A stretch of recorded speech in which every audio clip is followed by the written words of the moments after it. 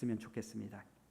자, 오늘 하나님의 말씀은 요한복음 9장 1절부터 3절. 9장 전체를 좀 봐야 되지만 너무 기니까요. 1절, 2절, 3절인데 다 같이 세 구절 한 목소리로 읽어보겠습니다. 시작. 예수께서 길을 가실 때에 날 때부터 맹인된 사람을 보신지라.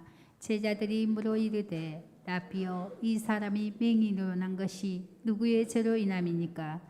자기니까 그의 부모니까? 예수께서 대답하시되 이 사람이나 그 부모의 죄로 인한 것이 아니라 그에게서 하나님이 하시는 일을 나타내고자 하심이라. 아멘. 원래는 12월이 되니까요, 성탄에 대한 말씀을 시리즈로 여러분과 좀 나누려고 계획을 했는데, 특별히 이번 한 주간 말씀을 제가 묵상하는데 이 성탄에 대한 말씀보다는 자꾸 시험, 고난에 대한 말씀이 묵상이 되고 자꾸 반응이 오는 겁니다. 그래서 오늘 주일은요, 이 성탄에 대한 말씀은 좀 내려놓고 시험에 관한 말씀을 우리가 좀 살펴보려고 합니다. 사실 이 시험이라는 것에 대해서는 여러분들이 많이 들어봤고 또 알고 있기 때문에 뻔한 이야기일 수도 있지만, 오늘 하나님께서 특별히 저에게 이런 시험에 대한, 고난에 대한 말씀을 준비하게 한 그 의미가 있을 거라 생각하셔서 오늘 여러분 마음 가운데 갈등이 있고 번민이 있고 시험이 있고 고난이 있는 분들은 오늘 여러분에게 주시는 말씀으로 믿으시고 취하는 은혜가 있기를 원합니다. 여러분, 우리가 시험에 대해서 알아야 될 게 뭐냐면, 여러분, 창세기부터 요한계시록에 이르기까지 하나님의 사람들 중에 시험이 없는 사람은 단 한 사람도 없었다는 겁니다. 여러분, 성경에 나오는 많은 사람들을 보십시오. 시험을 거치지 않는 사람은 한 명도 없는 거예요. 심지어 예수님조차도 40일 동안 줄이신 다음에 가장 약해 있을 때 마귀가 찾아와서 3가지 시험을 하는 일이 있는 겁니다. 그러니까 우리가 이 땅을 살아가면 반드시 시험은 있다는 겁니다. 이 시험이라는 것은요, 창세전 아담으로부터 우리 예수 그리스도가 다시 오실 그때까지 이 땅을 살아가는 모든 사람들은 피할 수 없고 겪어야 하는 그 과정이라는 겁니다. 저도 가만히 제 자신을 돌아보면요, 처음 신앙생활을 할 때부터 내내 시험이었어요. 이 시험을 넘어서면 또 다른 시험이 오고, 이 문제를 이겨내면 또 다른 문제가 오고, 상처받는 일, 죄의 유혹, 또 지나고 나니까 사단이 저를 미혹했던 그런 일들도 너무나 많은 거예요. 우리는요, 이런 끊임없는 상처와 죄의 유혹, 그리고 사단의 공격을 겪으면서 때로는 주저앉기도 하고, 때로는 무너지기도 하고, 때로는 이겨내기도 하면서 우리가 살아온 거랍니다. 그런가 하면 또 한 가지, 이 시험에 대해서 알아야 될 게 뭐냐면, 여러분, 이 시험에 대한 성경적 인식을 가져야 되는데, 시험이 나쁜 게 아니라는 거예요. 물론 이 시험은요, 선이 아닙니다. 원래 이 시험은요, 하나님의 계획 안에 있지 않았어요. 그런데 이 시험은 왜 생겨났습니까? 우리 인간의 죄로 말미암아 생겨난 거 아닙니까? 우리가 이런 시험과 고난을 겪을 때 여러분, 부정적으로만 보시지 않아야 돼요. 왜냐하면 하나님은 그런 고난과 시험과 이 죄의 문제를 할지라도 당신의 뜻을 이루어가는 통로, 도구로 사용하시기 때문입니다.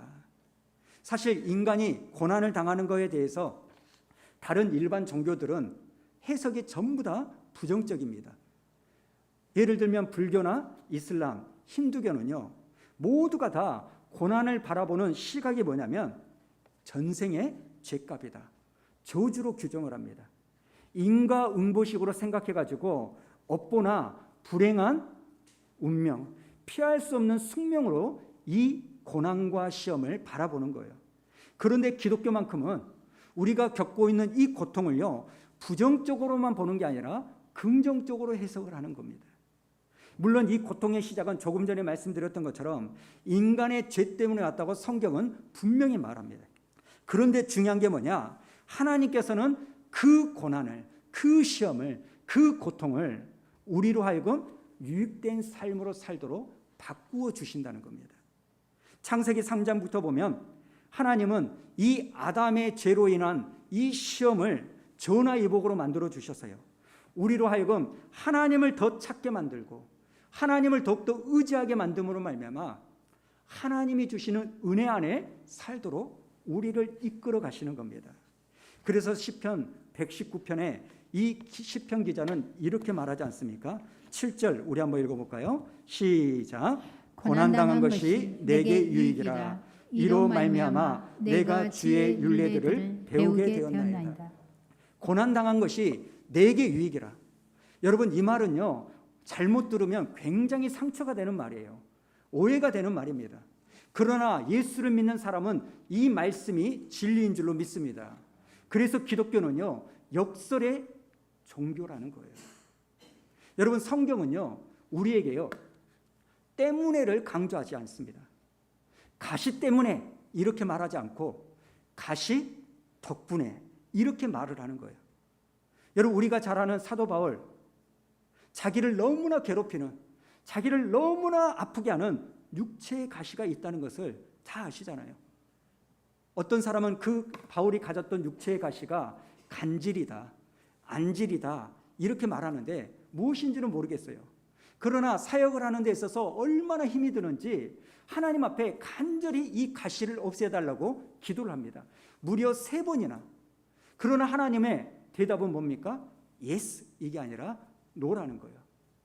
고린도전서 12장 9절에 보니까 뭐라고 말합니까? 나에게 이르시기를 내 은혜가 네게 족하다. 그러시면서 하나님이 말하니까 바울이 이것을 어떻게 받습니까? 이 가시 때문에 내가 고통당한다. 이 가시 때문에 내가 사역을 못한다. 이게 아니라 이 가시 때문에 내 안에서 뭐가 나타나요? 하나님의 큰 능력이 나타난다는 겁니다. 그렇기 때문에 여러분, 그 사람 때문에 내가 이 생고생을 하는 게 아니라 그 사람 때문에 내가 지금 다져지고 있다. 이렇게 보는 것이 믿음의 사람의 시각인 줄로 믿습니다. 그래서 로마서 8장 28절에 이렇게 말하지 않습니까?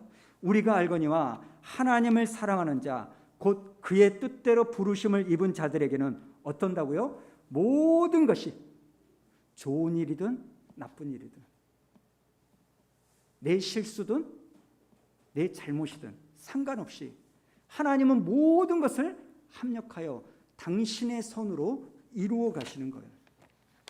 사실 우리가 읽은 요한복음 9장에 나오는 본문도 마찬가지 아닙니까? 본문에 나오는 이 시각장애인은요, 태어날 때부터 앞을 보지 못한 거예요. 자기가 잘못해서 맹인이 된 게 아닙니다. 지금 자기 힘으로는 어떻게 할 수 없는, 앞을 볼 수 없는 이 아픔을 안고 살아가는 거예요.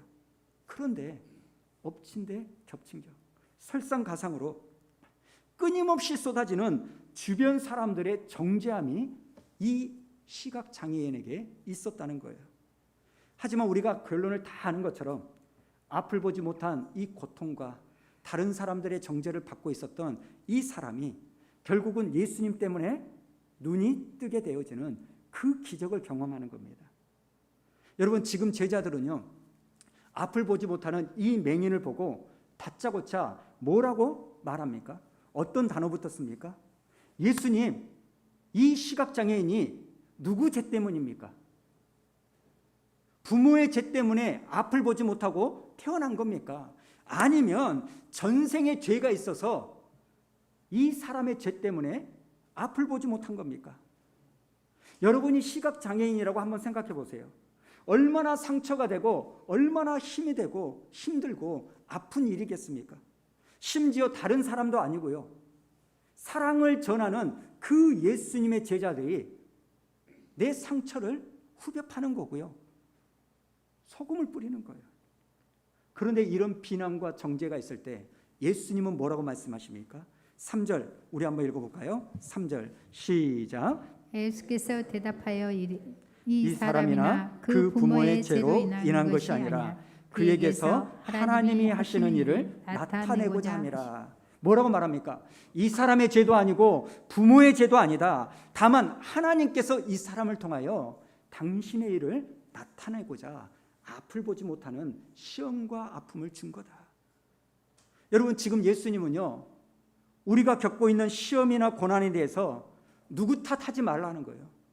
누구에게 책임 전가를 하지 말라는 거예요.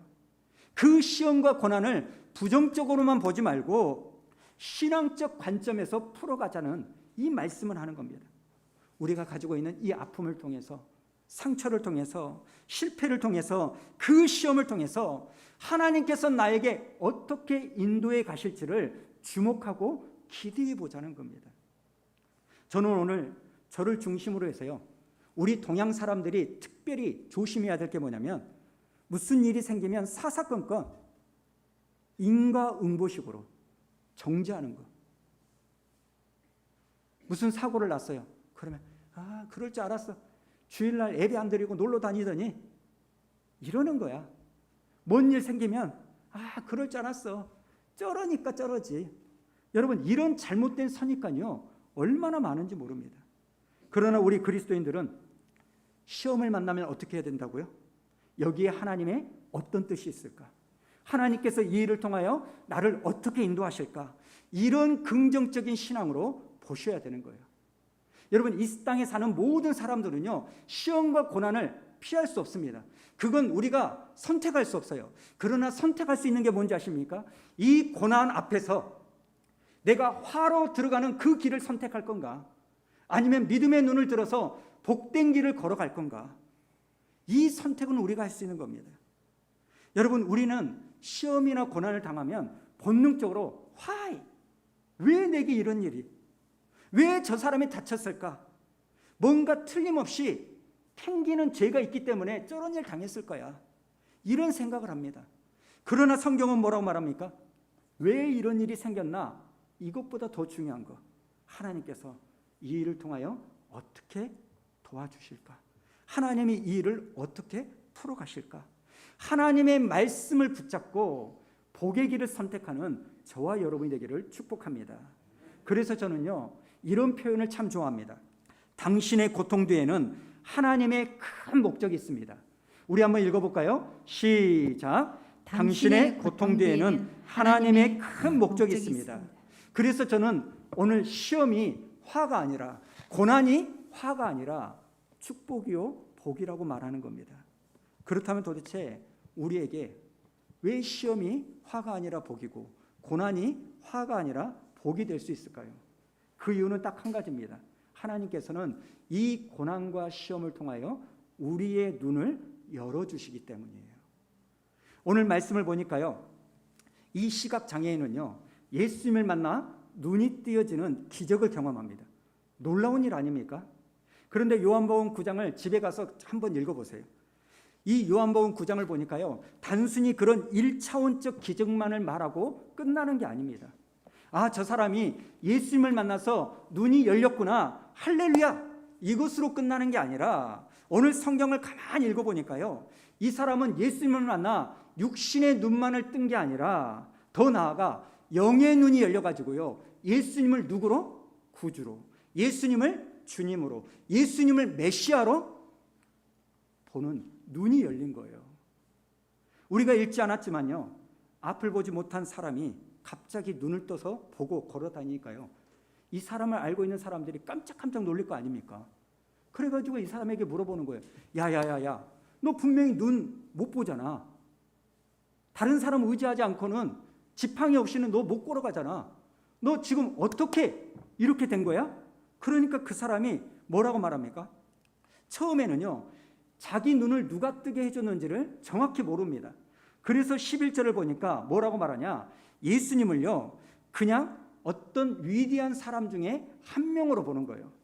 대답하되 예수라 하는 그 사람이 내 눈을 뜨게 해줬다. 글쎄, 나 잘 모르겠는데 한 번도 본 적 없는 예수라는 사람이 내 눈을 뜨게 해줬어. 이렇게 말하는데 가만히 생각해 보니까 자기가 유대인이잖아요. 가만히 생각해 보니까 그 사람은 혹시 구약 성경에 나오는 어떤 선지자가 아니겠는가? 그래가지고 17절에 뭐라고 말합니까? 대답하되 선지자입니다, 이렇게 말하는 거예요.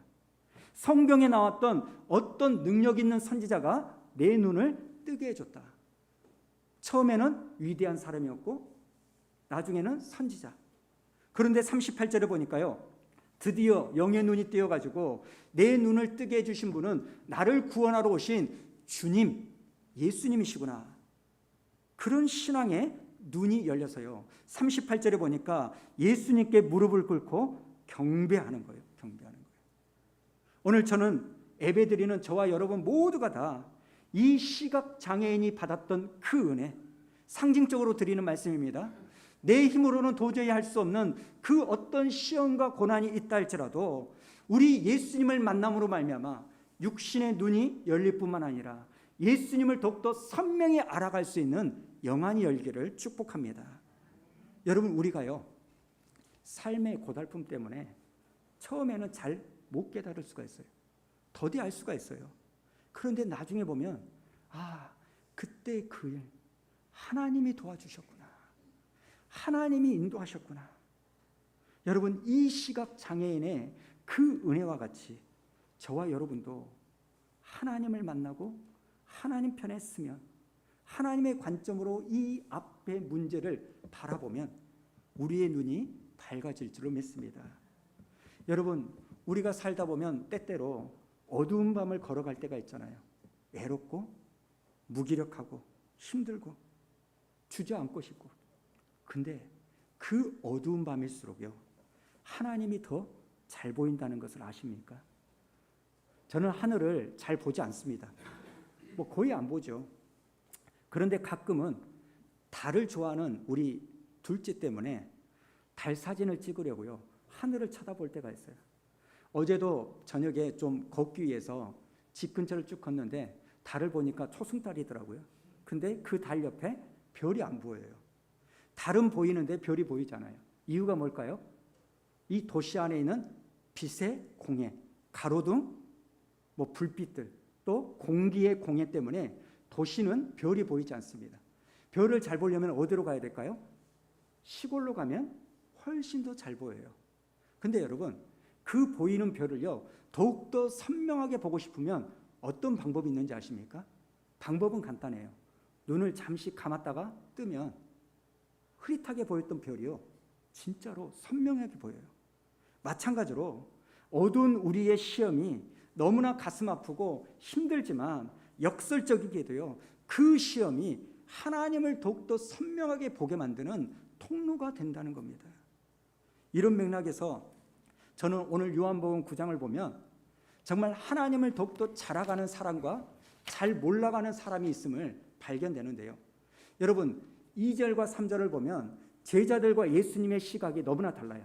제자들은 그 시각장애인을 정죄하는 시각, 인과응보의 시각으로 바라보지만 이 예수님은 그 맹인을 사랑의 눈길로 보죠. 마찬가지로 9장 마지막에 보면 38절에 이 시각장애인은요 예수님을 선명하게 봅니다. 아무것도 보지 못했던 그 사람이 예수님이 메시아구나, 예수님이 구주구나, 예수님이 빛이구나 이렇게 보는데요. 40절과 41절을 여러분 성경을 가만히 보십시오. 그 당시 종교 지도자들은요 자칭 성경을 잘 안다고 하는 그 사람들임에도 불구하고 가면 갈수록 기적을 봐도 예수님을 더 못 보는 맹인이 되는 거예요. 여러분, 우리가 이것을 조심해야 돼요. 요한복음 9장은요 예수님께서 누가 진짜 소경이냐, 누가 진짜 앞을 보지 못하느냐 이걸 말하는 거예요.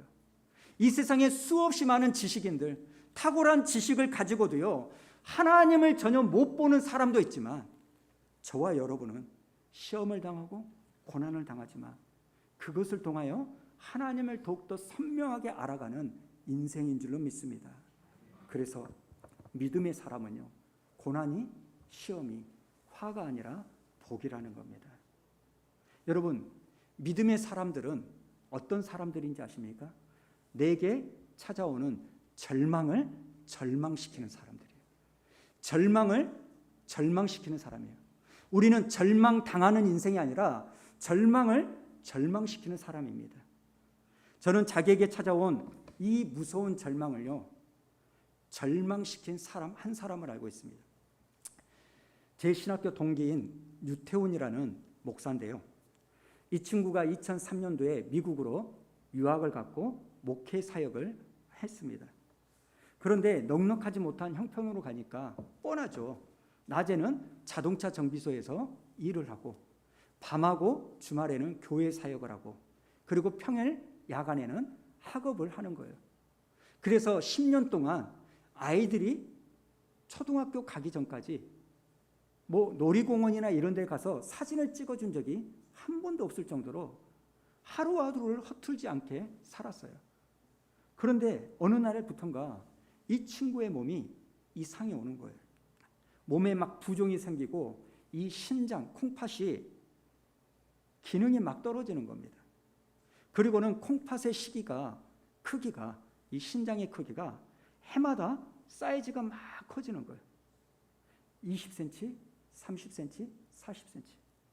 작년에는 이 콩팥의 크기가요, 양쪽 다 각각이 50cm 정도로 커져가지고 말기 신부전이라는 진단을 받는 거예요.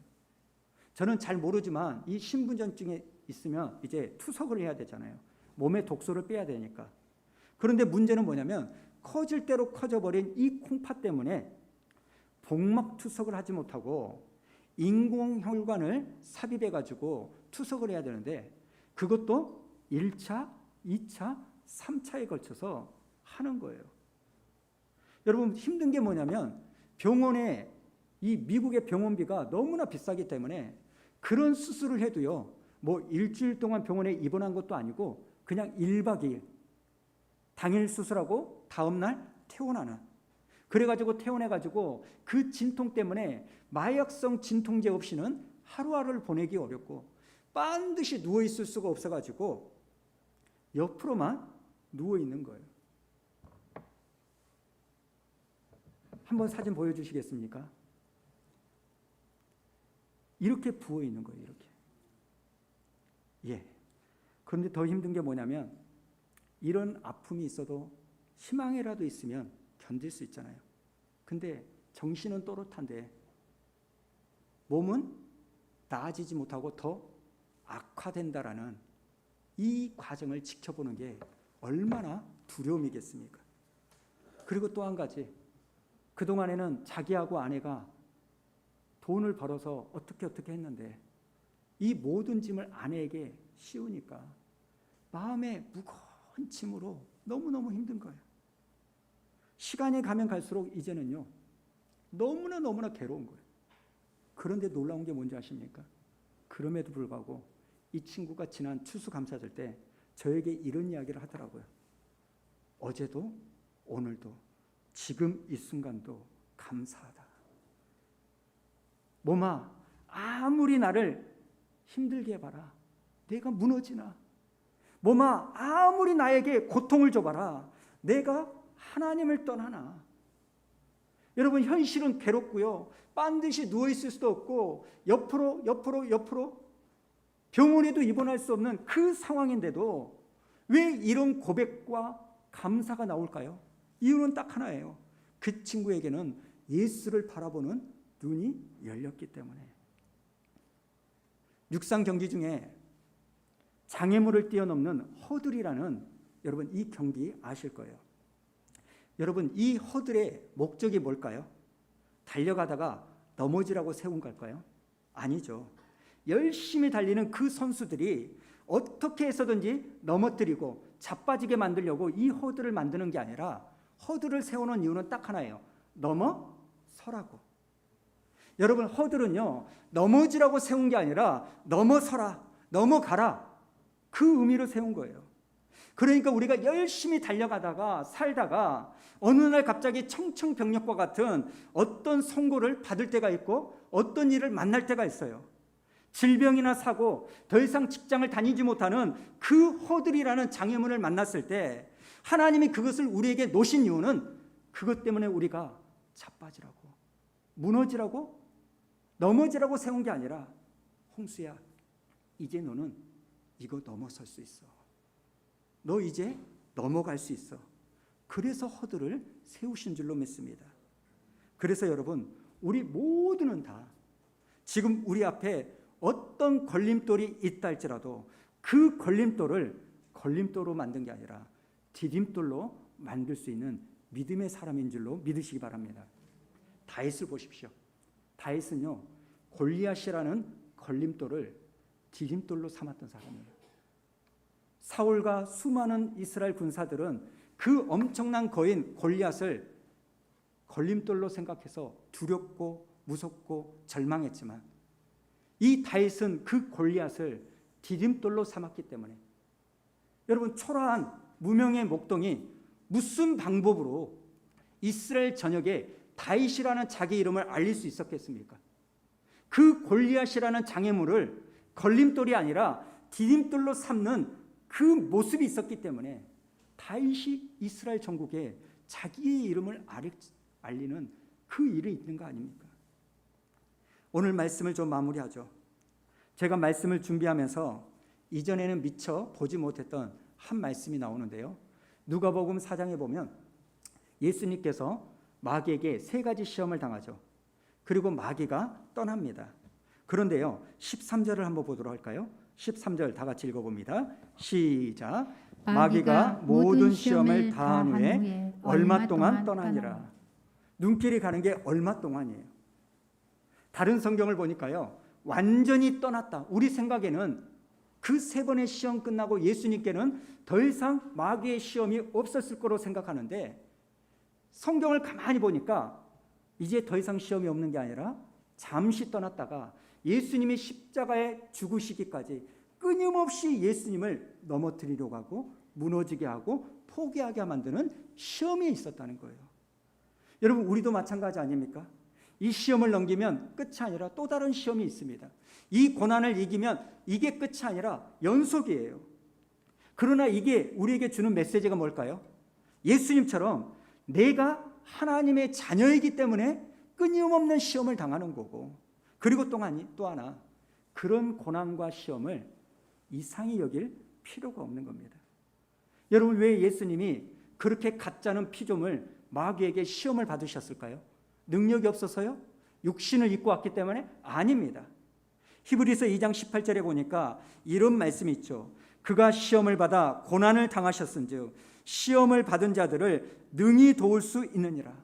우리가 시험과 고난 가운데 빠졌을 때 능히 저와 여러분을 도와주시기 위하여 예수님이 이 땅에 육신의 몸을 입고 있을 때 시험을 당하신 거라는 겁니다. 여러분과 똑같은 제가 어떻게 시험에 대해서, 여러분의 고난과 아픔에 대해서 이렇다 저렇다 말할 수 있겠습니까? 그러나 오늘 하나님의 말씀을 통하여 분명히 말씀드리고 싶은 것은, 여러분, 예수 믿는 사람에게는 시험이 화가 아니라 복인 줄로 믿습니다. 고난은 변장하고 찾아오는 하나님의 축복인 줄로 믿습니다. 우리의 시험과 우리의 고난을 하나님께서 능히 도와주실 줄로 믿습니다. 그래서 여러분 앞에 있는 그 문제를 놓고 마음 졸이는 것은 어쩔 수 없지만, 두려움이 생기는 것은 순간 어쩔 수 없지만, 오늘 이 말씀을 붙잡고 내가 이 시험과 고난을 화의 길로 걸어가는 통로로 삼는 게 아니라 하나님의 은혜로 복을 만드는 인생이 되겠다고 결정하는 저와 여러분 되기를 축복합니다. 우리 시간